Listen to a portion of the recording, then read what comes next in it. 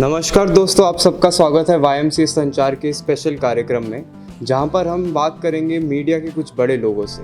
आज हमारे साथ जो मनुष्य यहां पर बैठे हैं वो बहुत ही बड़े इंसान हैं, उनकी मैं जितनी तारीफ़ करूं वो कम है।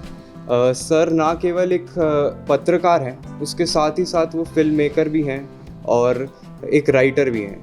तो सर, मेरा पहला सवाल आपसे ये है कि हम सब जानते हैं कि आपने फ़िल्म की दुनिया में कदम तब रखे जब आपने Delhi university film appreciation society start करी।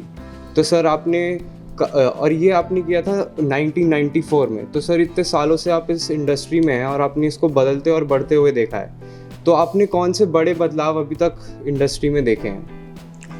देखिए, सबसे पहली चीज़ तो ये कि तकनीक बदल गई पूरी।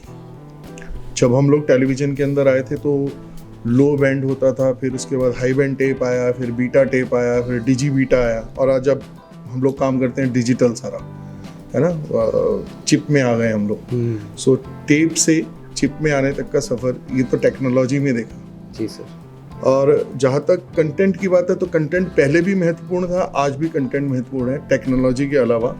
तो उसमें कोई ज़्यादा, क्योंकि कंटेम्प्रेरी कंटेंट रहता है, तो उसमें जो इवेंट्स होती हैं, अगर न्यूज़ के पॉइंट ऑफ व्यू से देखें तो उसमें जिसे कहते हैं ना युगा अनुकूल, उस समय जो खबरें थी वो महत्वपूर्ण थी, आज जो खबरें हैं वो महत्वपूर्ण हैं। तो उसमें कोई बहुत ज़्यादा परिवर्तन उस दृष्टि से नहीं आया। मतलब चैलेंजेस वही हैं, टेक्नोलॉजी बदली है। अच्छा। और सर, दूसरा सवाल ये कि आप लेखक भी हैं और आपने कई कार्यक्रमों के लिए लिखा है, जैसे कि अनु कपूर जी का radio show Suhana Safar with Anu Kapoor.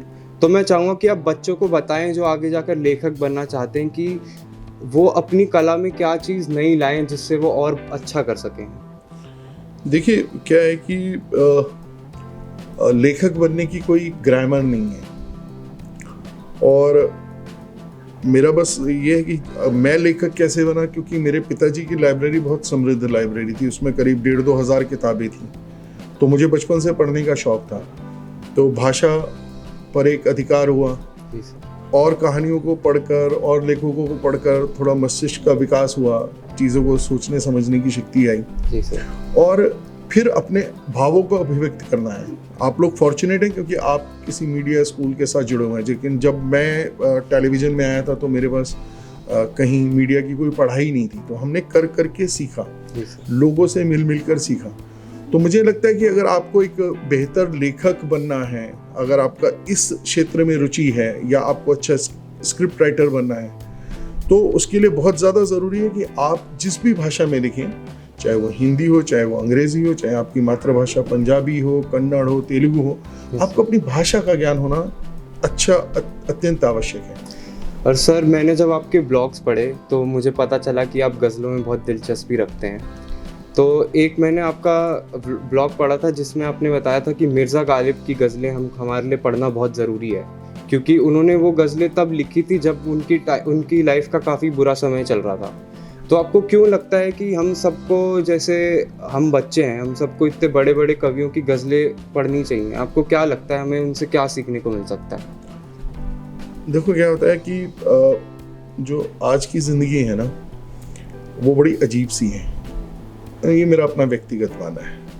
आज आप लोगों की जो लाइफ है वो दोस्तों के बिना है, खेल कूद के बिना है।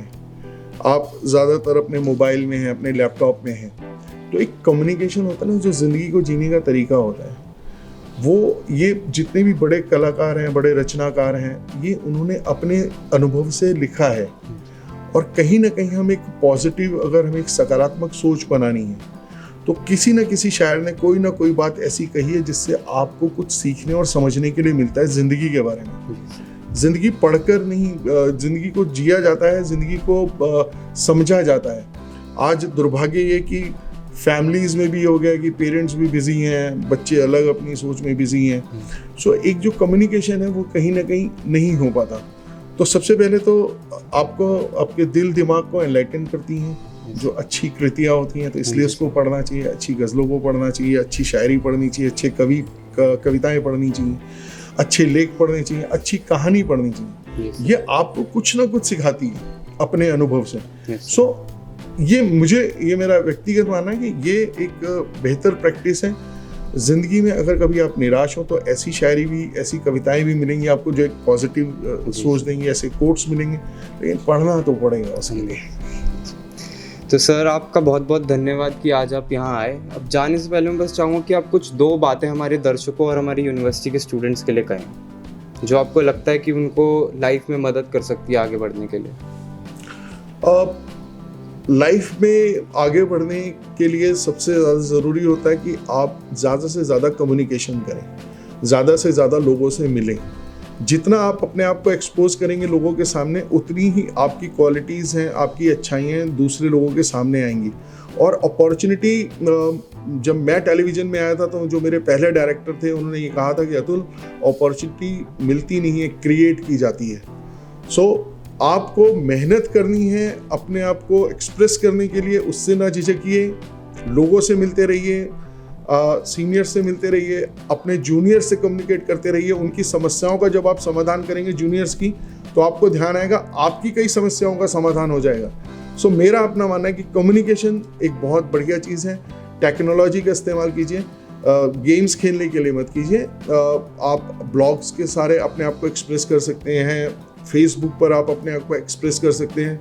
ये सारी चीज़ें जिन पर दुनिया की नज़र लगी हैं। सो पता नहीं आपकी किस लेख से, किस वीडियो से कब आपके सामने कोई अपॉर्चुनिटी क्रिएट हो जाए।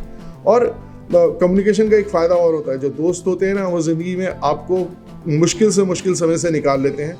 तो दोस्तों को मत छोड़िए, मेरा बस यही कहना है। धन्यवाद सर, धन्यवाद आप सबका हमारे साथ जुड़ने के लिए, और ऐसे इंटरव्यूज़ के लिए देखते रहिए YMCA संचार।